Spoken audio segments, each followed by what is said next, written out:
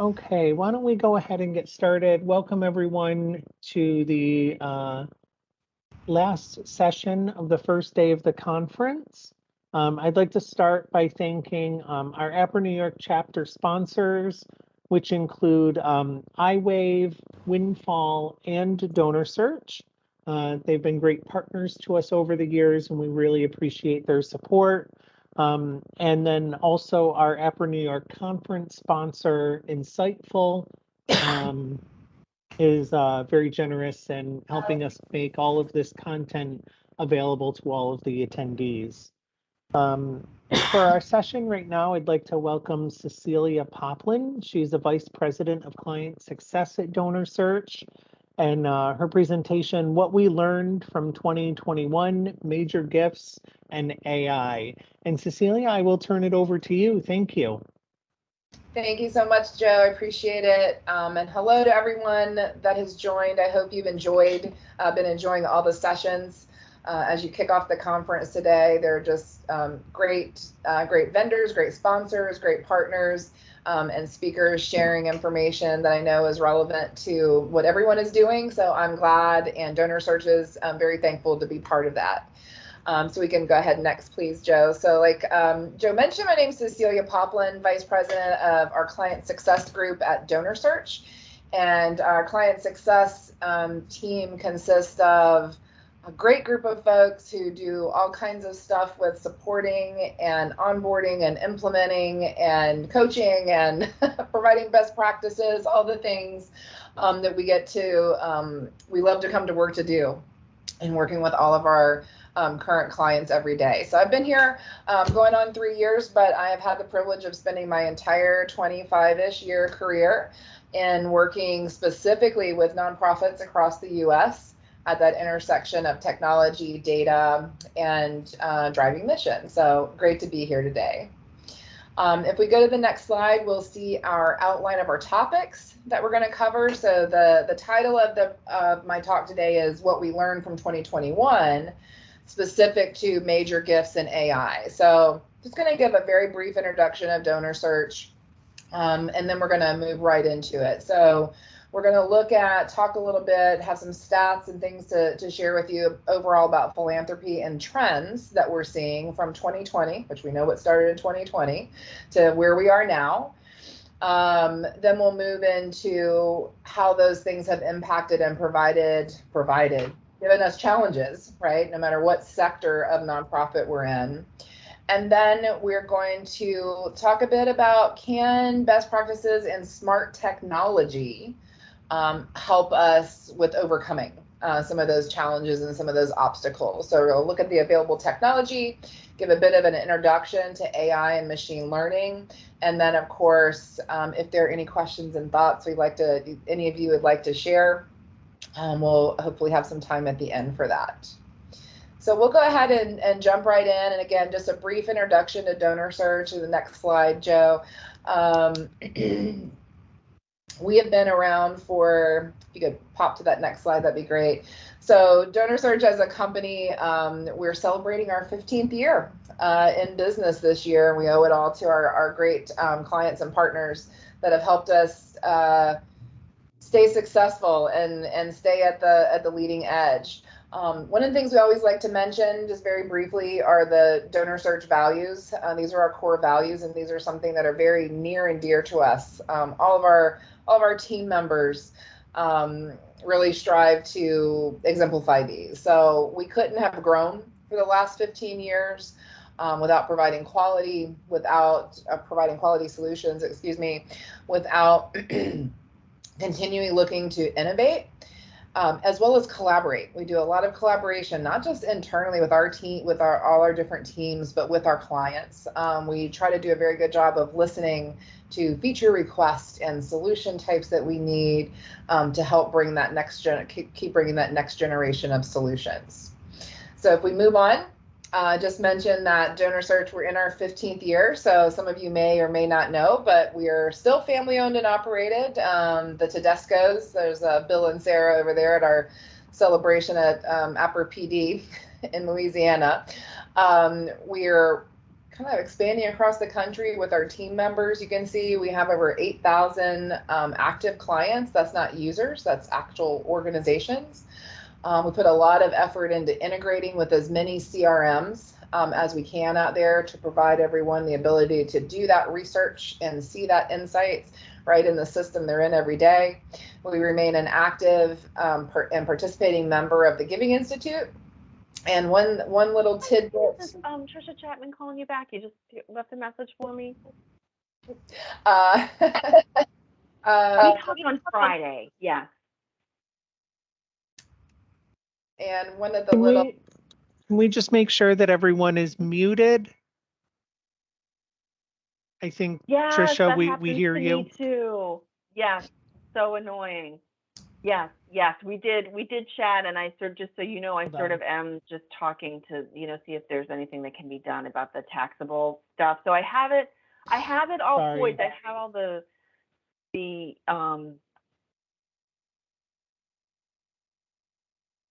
There you go.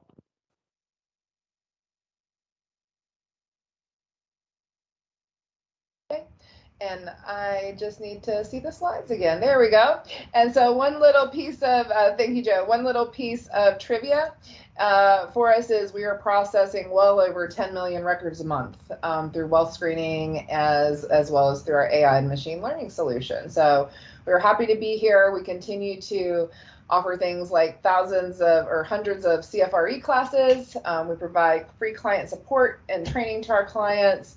Again, we wouldn't be here and celebrating 15 years if it weren't for our great clients. So we really appreciate any of you that are on the call that have been part of that 15 years. We thank you so much. So that's a little bit about us. We've been providing prospect research, analytics, and data for 15 years now, and we have done a lot of research, remain active in the community. So let's move on from more about us, and let's talk about some trends that we've identified. So if we go to the next slide, philanthropy trends in 2022 and what we learned from 21, and there's going to be a little bit of 2020 thrown in there as well because it definitely had an impact. So as we move on, first thing, of course, we want to talk about are those economic factors. So you'll notice that I won't read every word on the slide to you, just an aid here, but 2020 brought, a lot of new things that we hadn't experienced before. We don't need to ruminate on those. You can see some of the things on the screen. But one of the big things we're seeing, 2020, we're gonna look at some stats, like donors really showed up. And nonprofits were resilient, and we saw a lot of donations increase to like human services and faith-based organizations, et cetera. But where we are kind of right now is really for the first time in nearly 20 years, less than half, so less than 50% of US households are donating, are giving charitable contributions. Basically, even though we're gonna see in some of the trends that our gifts are increasing, donations are increasing, they're being given by a smaller and smaller slice of the population. One of the big things that's impacting that is the strong market. During a strong market, like we have had, it's helped the richest 1% gain a whole lot of wealth, 6.5 trillion in wealth, and that has contributed to these things called the mega donors, which we're going to talk about. So these economic factors that kind of started in all earnest in 2020 are continuing for us. We also, I'm sure many of us have experienced the Great Resignation, so very highly skilled talent starting to leave, and kind of the job market, so it's leaving gaps, and of course that impacts us at our individual organizations when we're trying to fill that gap and manage those portfolios of donors, or manage the analysis and the research that some of your key prospect research analysts may have left a hole for. So we have these economic factors. Less than 50% of US households are donating. If we move on, we can see a little bit more evidence in the Giving USA. If you could if you could move on to the next slide there, Joe, and just a quick overview of Giving USA in review. So 2019 to 2021, right? That's a big span there in fundraising years. Dollars grew, right? In absolute dollars, but the number of people giving to charity is going down. So the wealthy are giving more. It ends up being somewhere like the last stat that came out is overall giving by the mega donors is 5% of overall giving. So you don't have to answer this, of course, you can just think about it. How many of us as organizations on this call receive donations from any of those mega donors? You know, did Jeff Bezos give your organization?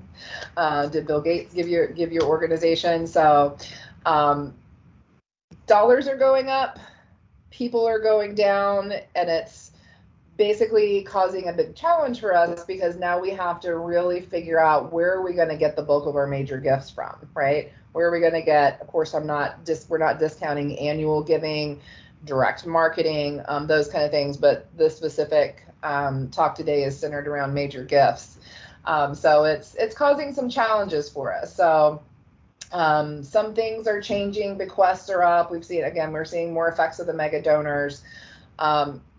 Donor advised funds giving is up. We're going to talk a little bit about that, how the mega donors are often giving through that vehicle as well.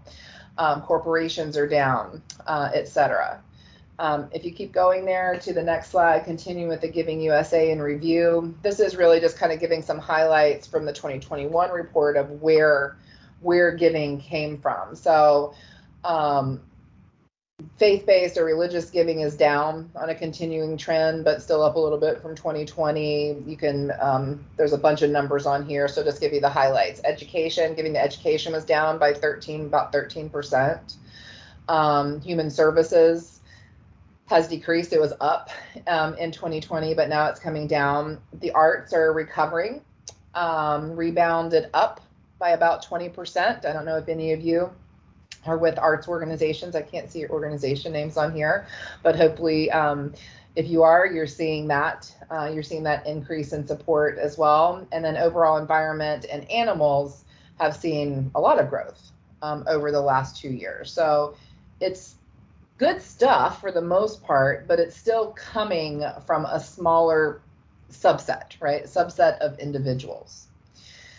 So you've heard me say, you heard me say mega donors a couple times. If we go to the next slide, we'll kind of jump into that. And I don't know if I can see the chat here. I just saw a quick bubble. Okay. So if any of you would like to use the chat and say yes or no, or I wish, whatever, we're starting to talk about the mega donors. I'm not going to read you all the 15 names that are on here, but mega gifts made up in 2020, they made up just over 3% of all individual giving. And then 10 mega donors gave a total of almost $15 billion in donations in 2021. So again, that accounts for about 5% of overall individual giving across the US, which, hey, it's great for those organizations that are getting it. I mean, Mackenzie Scott gave 38 million, just over 38 million to Junior Achievement, USA, and that's game changing, right? Life changing for them and their mission. But the more and more, the fewer individuals that are giving, the more mega donors that are giving. They're very selective, right, in the missions that they're close and passionate about. It does present some challenges for us. Again, how do we continue to identify those major gift prospects, right, from a prospect research, prospect development standpoint to feed up to our gift officers to look at. So if we keep going, the news gets better for the top 1%, right? Top 1% of US households, they hold 15 times more wealth than that of the bottom 50% of US households all combined. So the pandemic and the market, things that were happening really was disproportionate, right, in its impact on kind of the distribution of wealth across. So, they keep adding. I think Elon Musk is called a centi billionaire because he crossed the $100 billion benchmark. So these are the folks that are having a big impact in those mega gifts. But when you take them out, when you take those mega gifts out, it's starting to paint that different picture. Okay. So if we keep moving forward there, Joe, 2020, again, this is Giving USA. In 2020, I think we're all familiar with this by now. People showed up. Donors showed up. There were things that were happening. There were needs that were identified because of that blow, right, to globally, not just to the U.S., but people showed up. And there was an increase of individuals giving, right? Up to 69% of the overall gifts came from individuals in that year. Keep going there for me, Joe. In 2020, not only did the individuals show up, but all of you, right, as nonprofits, remain vigilant and resilient. So you continued promoting your mission, moving forward, continued your fundraising as best you could. So many of us went completely virtual, no more in-person meetings, all of those things. So, it was some good news. In 2021, it started to shift, and we've seen that continued shift in 2022. Individual giving is now down to less than 50% of the U.S. households. So again, just keeping in mind that the major gift focus of this number of individuals giving is going down. So there's probably some work we want to do, we want to be aware of.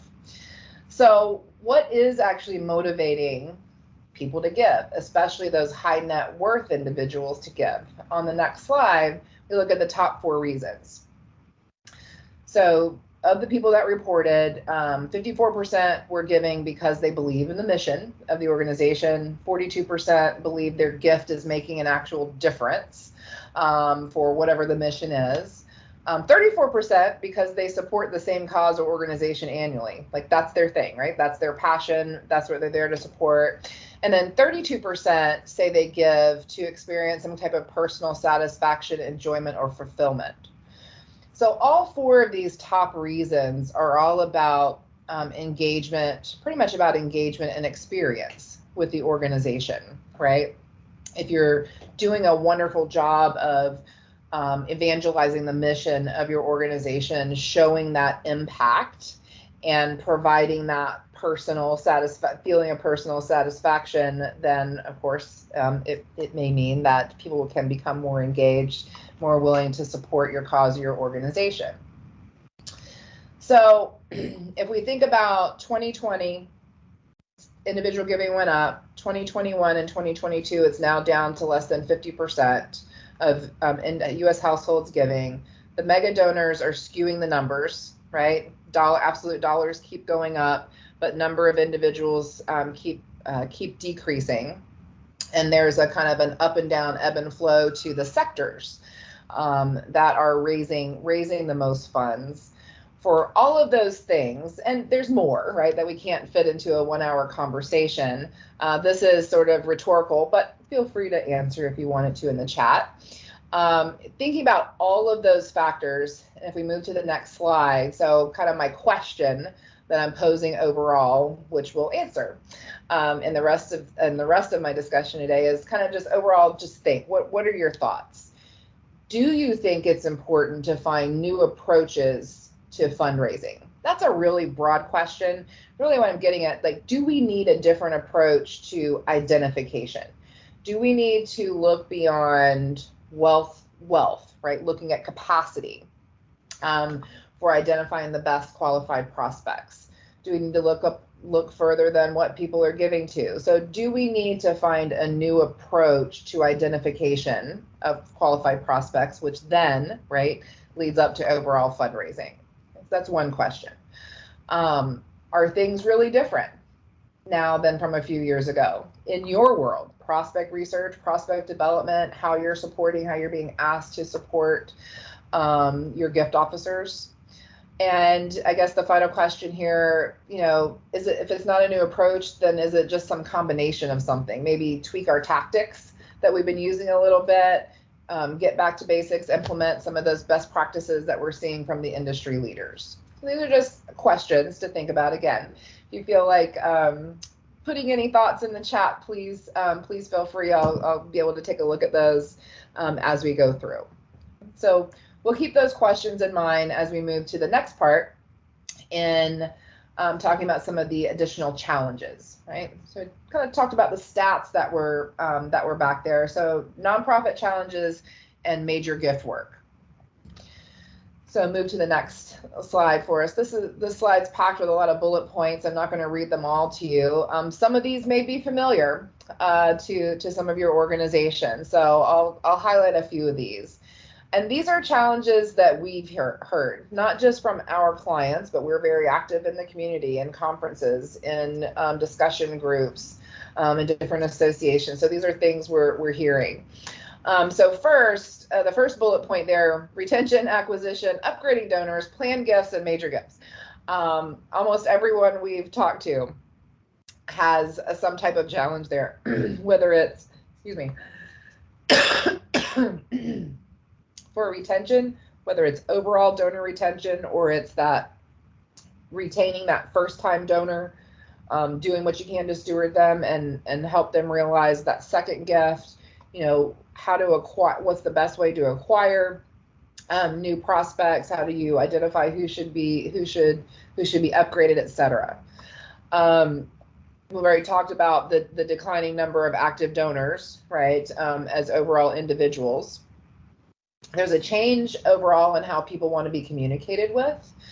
We mentioned that on that slide about kind of what were the top 4 reasons for high net worth folks donating. They want to understand the impact they're having. They want that satisfaction that those dollars are doing something. And then, of course, I think some of you probably have experienced that second bullet, staff turnover. We talked about that great resignation. So positions end up being left open because there's a search for talent that's there. So thank you for Samantha for putting a comment in there. Really appreciate that. So fundraisers have challenges. We move on to that next slide, Joe, which means we have the challenges, right? As prospect researchers, prospect analysts, prospect development leaders. They're having the challenges, which means we have the challenges. So some of these probably ring true. Ever increasing fundraising goals. Hey, great, you did great and you hit your goal, but like we moved the goalpost just a little bit or maybe a lot. Constant campaign mode. Not every nonprofit's in constant campaign, but a lot are. You end that 5-year campaign, boom, great, we hit your goal. Now we're moving right into the next one. Already chat about the turnover in the industry. And then I'm always hesitant to say this last circle, lack of qualified prospects. It's not for the lack of trying, right? It's not for the lack of, let's look at our universe. How are we engaging people? How are we getting the names of individuals that might be interested? So it's not a lack of qualified prospects, because as prospect researchers, as prospect analysts, prospect development teams, we're not working hard to qualify them. It goes back to the stat I gave that less than 50% of individuals, U.S. households, are actually donating charitably. So it all rolls together. So as we think about fundraising, prospect research and fundraising in 2022 on the next slide there, Joe, overall, the landscape, right, that we're working within has changed, and it continues to change, right? People have different interests now. There's a different pattern of giving. So we need to look to how can we get better? How can we make it easier for ourselves, maybe, and then in turn easier for our gift officers to overcome some of these challenges. So why did we choose to focus on major gifts for this specific presentation? If we look at the next slide, it's because of the way they're defined. So major gifts out of, everyone we survey, everyone we talk to, generally constitute the organizations that the largest financial contributions, right? That major gift. And we know every organization is different. Somewhat their major gift might be 5,000, some might be 25,000, some might be 100,000. Major gifts have the highest return on investment because they generally do continue giving in most cases. And we're now seeing that almost somewhere between 90 to 95% of most total fundraising dollars are coming from 5 to 10% of overall donors. So Pareto principle used to be 80-20, 80% of your total is coming from 20% of your donors, and now it's moved way up. So one of the reasons we decided to really chat about major gifts is because it's still a big focus. They're not going away. The need for the major gifts are not going away.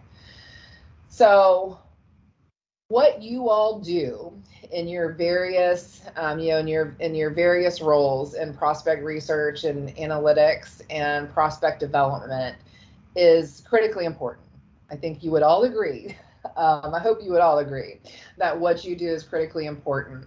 And it's proven. So if we move to the next slide, we know it's been proven that major gifts need prospect research. Okay.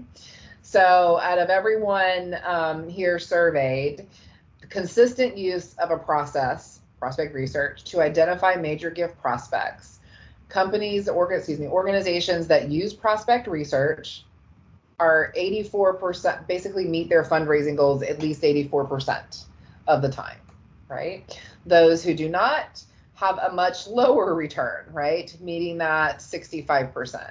So if anybody's looking for a good stat to say, hey, I need more tools, whoever tools they might be, or I need more staff, or we can do more to support major gifts with prospect research, I think you'll get these slides. I'm pretty sure you'll get these slides after the presentation, so please feel free to use that. So if individual donors are decreasing, less than 50% of US households are giving, fundraisers say they have the challenge. One of the challenges is not having enough qualified prospects. You're finding prospects in your universe, however you're getting those names and doing the research, but they're not producing, right? They're not converting to the major gifts. How do we change, right? This is where that question of, do we think a different approach is needed? Different tactics, a different way of looking and identifying those donors. So if we move to the next slide, this is the last one before we move into talking about AI and using some smart technology. So if any of you have been in the past or are now DonorSearch clients, or have attended any of our non-DonorSearch selling, not a selling pitch, but our mastermind series, you may have seen this study that we've done, and we continue to research and update year after year. So these have been tried and true predictive markers for major gift donors. And it works for anybody. It doesn't matter whether you're using DonorSearch or you're using your own system or you're using other tools.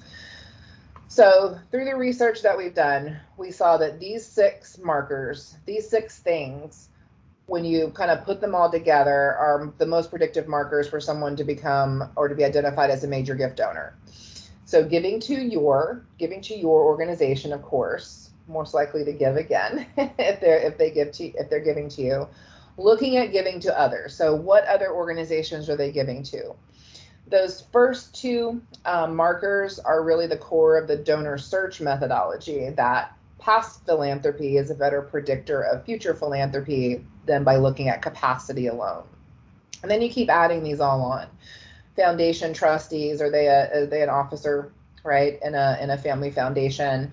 I know number 4 is up for debate, political giving. It does have an impact on like a predictive marker for a major donor. Some of us use it, some of us steer clear. If you're a DonorSearch customer, you can completely turn that off, and it doesn't even show up, in your information. But then real estate holdings of a certain amount, at least $1 million plus, and then business affiliations, and that's a lot lumped in there. Are they SEC insider? Are they a private company owner? Those kind of things. So this has been tried and true, and it's worked. It's worked beautifully.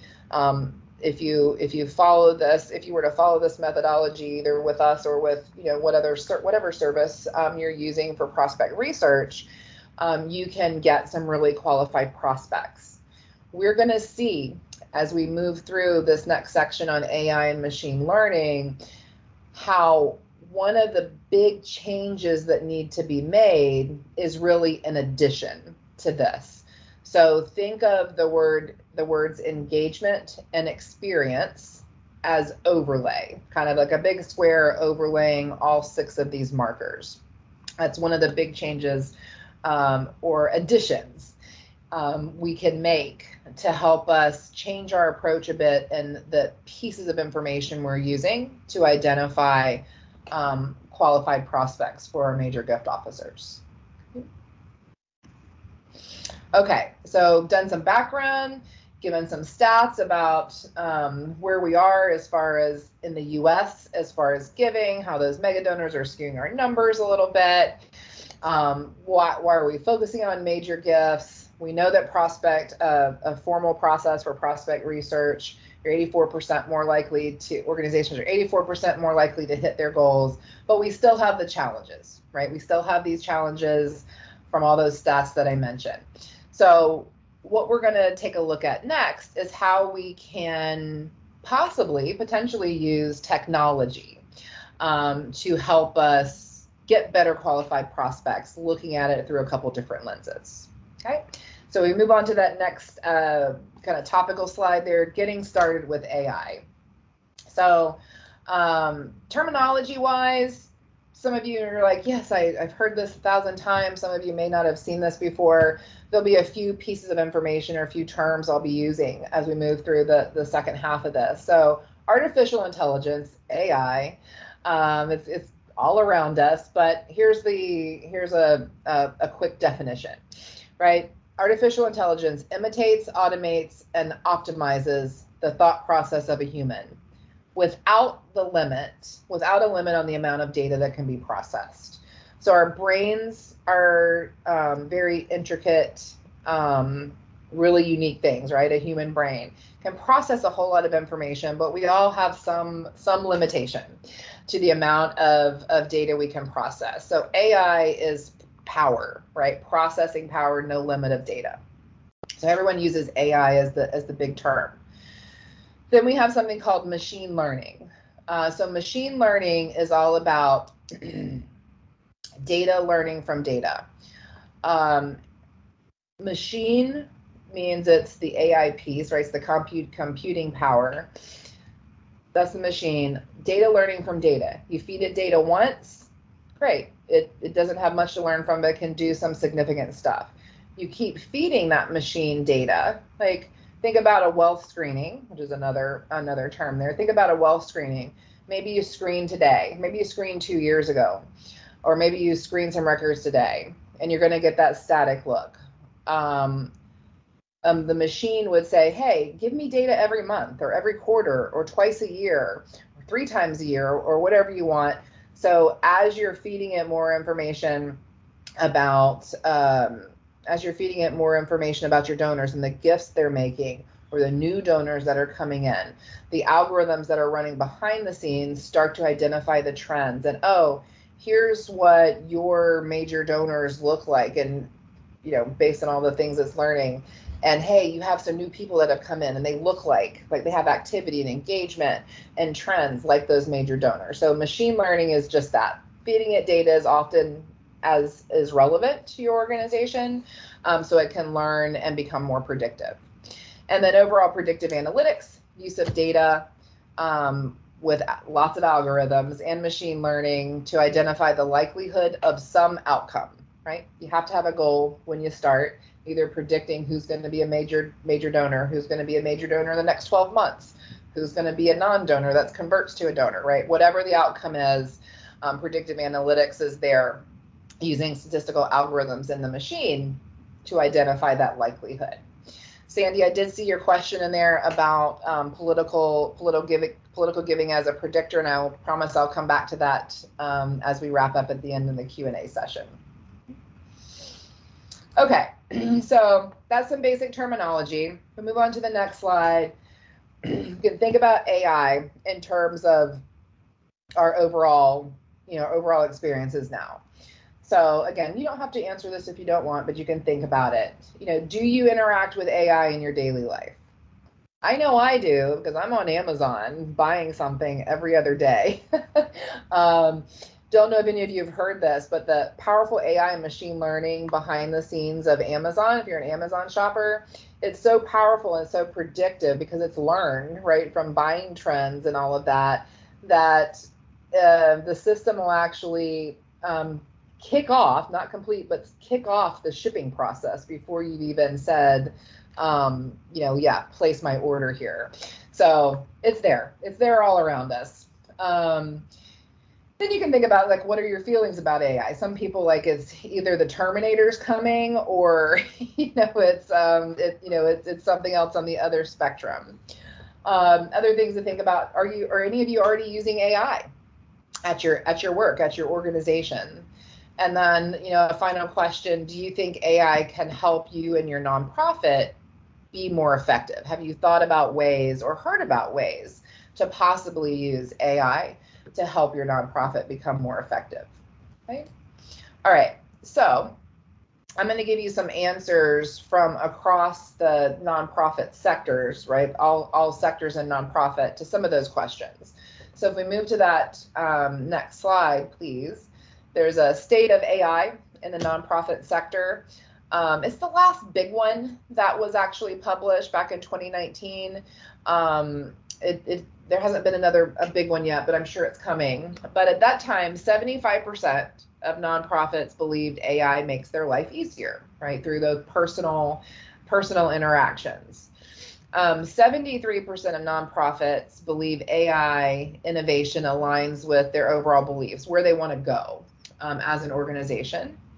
83% believe there needs to be a very, defined ethical framework that needs to be put in place before wider adoption of AI, using AI in nonprofits. And 52% were afraid of AI. And that's probably maybe a strong way to frame the word afraid, probably more uncertain. What could it actually do? Can it make my machine jump up and attack me, or can it tell me who my next best major gift donor is going to be? So there's variance, right? And there's also hesitation. So if we move to that next slide, there's hesitation in adoption of AI in the nonprofit world. We know we're using it every day, or maybe we didn't realize, but we're using AI every day, whether it's in social media. Algorithms are running to serve up ads to you on certain things, or recommend groups, those kind of things. It's in Netflix. Google Maps is using it. If any of you have Alexa, if you use Siri, like, there's things that are happening there. There's chat bots, for customer service, where you're like, how do I get to the real person? And instead of, just answering these random questions that pop up. So there's hesitation in adoption in the nonprofit community. And, it's a hesitation that we've seen because it's an investment, right? It's an investment, and you're accountable, right? It's not like a for-profit where you take a risk and take a gamble on doing something, and, oh, well, we had a loss, we'll do better next quarter, or next fiscal year. We, right, in our community, we answer. We're accountable, excuse me, for the investments we're making and the dollars we're spending. So there's some hesitation. If we move to the next slide, this little adoption rate slide is really defines not just nonprofit, but adopt everyone. There's every buyer, every decision maker, every individual within an organization that's making a decision to take an innovative step generally goes through one of these phases. So there's a great book out there called Crossing the Chasm. I've read it about 3 times now, and I find something new each time. But there's there's hesitation because in some instances, excuse me, in some instances, we have what we call the innovators. These are the ones that, whatever, I've got an innovation budget over here. And yes, we've been thinking about AI and machine learning, and this seems like a good fit. So we're going to jump in feet first and fine, use us. We'll help you get everything better, right? So those are the first adopters. Then you have the early adopters who they needed the innovators to take a little bit of the leap first, and they have a little bit of proof. Now they're adopting more, right? They have this vision. It's about, hey, my fundraising, the mission of my organization and the way I fundraise, we're trying to realize a vision, whether it's to give 100% scholarship, to 100% of our students get scholarship to go to our institution, or it's finding a cure for the next X disease, or it's feeding, homing the homeless, like whatever that mission is, there's a final vision. Then there's the big chasm, right? So this is kind of where we are in our industry, in our nonprofit industry, as far as adoption of AI. So we have a lot of innovators and early adopters, and now we kind of have a big break in there, and it's sort of like a wait and see. What's happening? Are people really having success with this? Is whatever solution it is that you're looking at, is it really working? Are you getting return on that? And then we'll start to see more adoption of this type of technology solution as we get more proof points, right? And it's always good to have the proof points. Olga, I saw your message in there as well. I'll make sure to come back to that during the Q&A session. All right. So we're going to move on and now let's talk a little bit more about AI and major gifts. So you can use AI to pinpoint major gifts, and we're going to show you an example of how we do it. Your due diligence and starting investigating and doing some research on AI solutions that are out there. But we'll focus here on major gifts. So there's different ways to do that. We can provide, using AI and machine learning, you can provide a concentrated focus to improve your giving levels, right? So if we have 25,000, 5,000, 25,000, 100,000, whatever it is, we need to focus in on that major gift. AI can break down silos of data. So again, not asking you to say it or type it in the chat, but we've talked with enough organizations that we know data can be siloed, right? Between the foundation and marketing and maybe the operational side of the nonprofit. There might be different CRMs and different databases. AI can consume, remember that no limit of data, can consume a whole bunch of information from different data sets to help break down those silos of data holding tanks, basically, to bring it all together. AI can also provide what's called dynamic scoring. So I was defining the machine learning definition as data learning from data. Keep feeding it data. So with AI, you never have to be a once and done, right? You never have to I screen, kind of like we do now with screening a good bit. I screened once, I'm going to use that data for a while. You can keep feeding it to get updated scoring.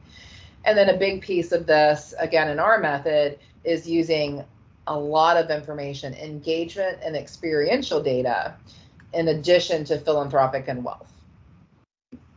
So how did we accelerate? We move to that next slide. How did we accelerate from kind of the standard traditional predictive models that are out there and move into machine learning models? So Joe, if you go to that next slide, the standard models that some of us may have been experienced with, and I started working with nonprofits on these when they first kind of rolled out 15-ish years ago. So most standard models use wealth, some giving patterns, and some type of RFM, right? That's really boiling it down.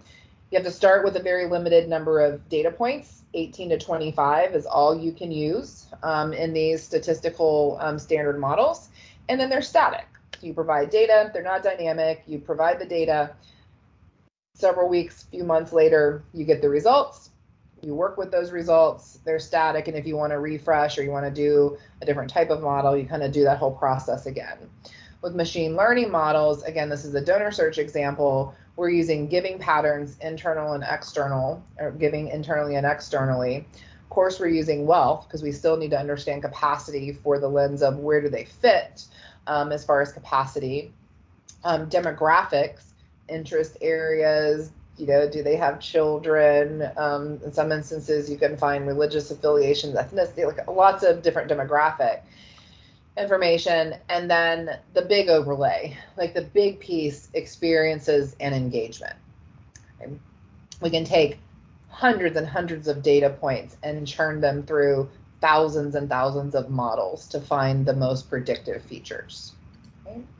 And that's what the next slide, actually, I got ahead of myself, Joe. That's what the next slide is saying. Hey, we take those, those 4 big components and we run them through hundreds and hundreds, and then it becomes thousands and thousands of different algorithms that the machine is churning through to help us understand what are the biggest predictors, what, who is going to become, who's going to donate again to you in the next 12 months and at what level. And then for prospects, who's going to convert to a first-time donor. Okay. So we really focus on engagement first. And the next slide is titled Calculating Engagement. This is a very simplified graphic. There's a lot more detailed and technical things that are happening behind the scenes. But basically what we're doing, we take all that data, right? Philanthropic data, giving patterns, experiential data. Experiential data is like event attendance, email information, like your marketing emails, open rates, click-through rates, bounce rates, download rates, all those types of things. Anything you have where you're able to track the engagement and interaction of your donors and prospects with your organization. And then, of course, for DonorSearch, we're returning all the DonorSearch screening data, of course, and that demographic. So we're taking all that information, and the machine is gathering it and looking at all the characteristics of donors and non-donors. And then if this were higher ed example, these are some of the different criteria, again, very simplified. Everyone's scored based on similarities with the donors, right? So who looks more like your donors, who looks less like your donors. If you see the little asterisk down there, 140 fields, that's actually outdated now because we've done more. We're in some instances we're looking at over 800 fields of and data points from our clients' data. 1,000 ML features, that's 1,000 machine learning features. That means models, algorithms that it's running each person through over and over and over to find the best predictors. And what we're producing, which is shown on the next slide, are what we call dynamic likelihood scores. So the score is assigned based on, like I said before, the number of commonalities with the donors, and everybody is rescored regularly. Our higher ed clients are basically submitting data either every other month or quarterly. Healthcare clients submitting data every 2 weeks. They have a lot of grateful patient data that changes.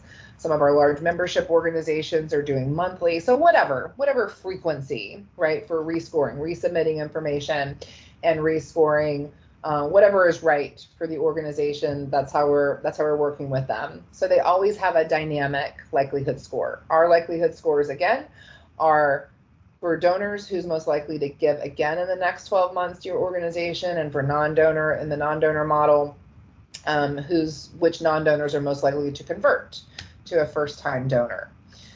So on the next slide, you may, if you've ever been in a campaign or had a consultant work with you, or maybe through your own course study, things like that, you've probably seen a chart like this.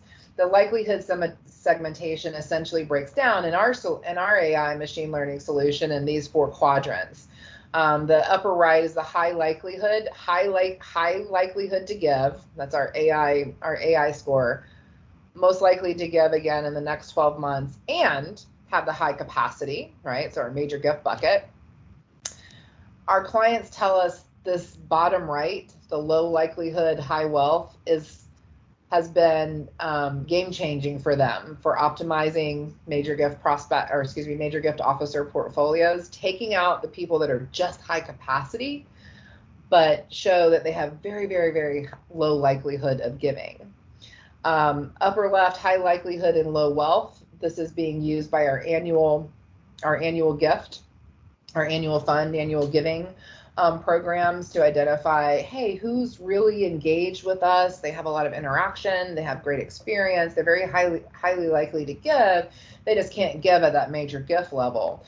And then in the bottom left, low likelihood and low wealth, who's not very likely to give, and they also don't have high capacity. This is helping our clients that run direct mail and direct marketing really focus in and pinpoint and maximize their spend for that.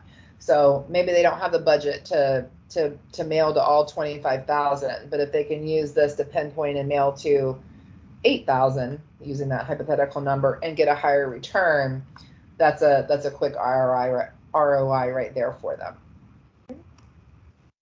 All right. So we take all this information. Again, this is how DonorSearch is using AI and machine learning to help our clients look at qualified prospects through an additional lens. We're still using wealth and philanthropy. Obviously, that you still have to use capacity to understand how much they could give, but we're building an experiential data and engagement data to give that additional lens. A couple of our clients have already told us we've been able to help them show real ROI by actualizing, like realizing a gift, real ROI based on that engagement and experiential data. So it's helping them understand like what's working, right? What messaging is working and what messaging isn't working. So I think I've already just answered this on the next slide. How are our clients, actually putting this into practice? So using AI and machine learning results with repeatable processes. So all different ways that our clients are using this, using it in, like, if you think about healthcare, any of you are in healthcare, major gift discovery calls, really doing a better job or a more efficient job at engaging the clinical staff in prospect identification. If their clinical staff are saying, wow, you're not just coming to me and want me to introduce you because this person's wealthy, but because they have great engagement and have great connection with us, that's changing the story a little bit. For those of you doing prospect development, that major gift portfolio review and refresh, right? Reprioritize. You're having dynamic scores, so being able to reprioritize those portfolios based on the AI scores that are coming back. Major gift philanthropic interest, really drilling in and saying, okay, well, here's the results. How can I drill down on those keywords for where they're actually giving? So if you have different giving programs in different giving areas, you can our clients are able to start to pinpoint that. Major gift events and visits, right? Again, reprioritizing based on the likelihood scores that are coming back, and even efficiently planning based on the geography that folks are in. Okay, so I've got 7 minutes left, and so I think we're going to, actually just a couple of slides away, but I think we're going to end with this slide and then do a little bit of Q&A here. I want to make sure I can answer everyone's questions. So our DonorSearch AI benchmarking. This is in the 2.5 years since we've fully released our AI solution. This is the type of work we've been doing and the results we're actually seeing, and how many people we're scoring through. You think about AI, that power, right? It's no limit on data.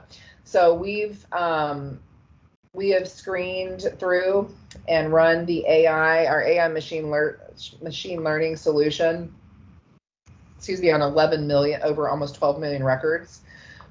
It's 3 million donors, 40 million gifts. I'm not going to read everything to you, but it's pretty powerful here. We've analyzed all this. So look at 500 million emails.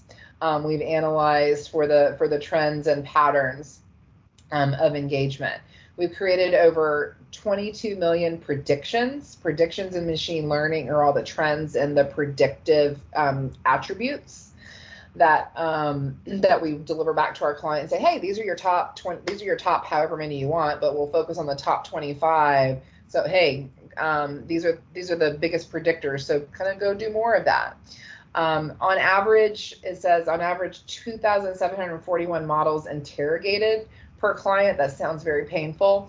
It just means about 2,700 models are run on every individual in a client's file to come up with the best predictions for that likelihood.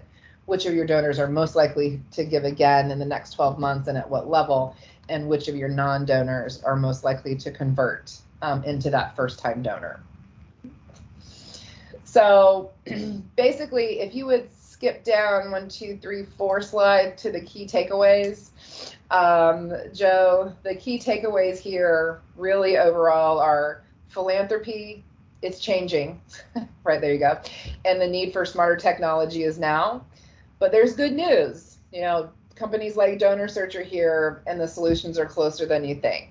And the other takeaway really is look at all aspects of that donor experience and their markers of philanthropy. So the 6 markers of philanthropy that I mentioned, overlaid with all their engagement and experience to get that whole picture.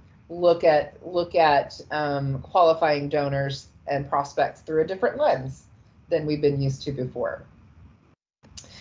So with that, I'll end my actual presentation portion, and that leaves me, if you could just move to that last slide there with kind of contact information if you need anything. But I wanted to make sure I once again just thank you all for the time today, and make sure I also get to answer a couple of the questions that were in the chat. So one of the questions was, can you please elaborate regarding your statement, basically, why wouldn't you use political giving as a predictor? So we do at DonorSearch. We have federal, state, and local political giving built in. That is one of our proven markers of philanthropy. There's been a lot of debate, a lot of sessions, a lot of after PD sessions over the past couple years about whether or not you can and should use political contributions as part of that. As part of your prospect identification. So by default, we use it. We know it's a marker of philanthropy. We use it in our services. However, every single DonorSearch client has the option for us to completely turn that off if their organization has chosen to follow like the very, very, very fine letter of the FEC regulations on that. Hopefully that answered your question, Sandy. And then let's see, Olga, does DonorSearch look at other metrics besides the one you went over that make a prospect likely to be good donor? Well, yes, I think I probably answered that as I went through, and talked about using the engagement and experiential data.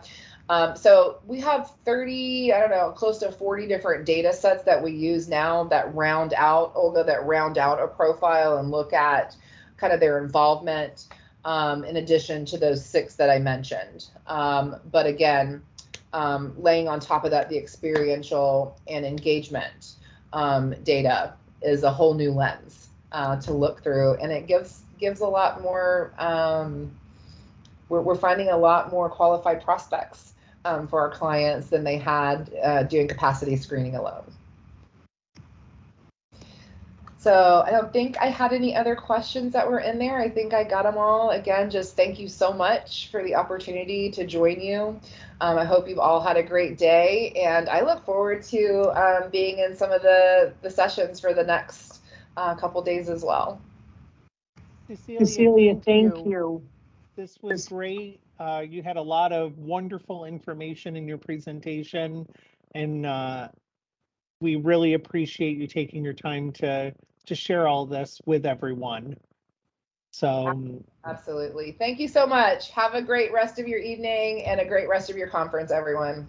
Thank you.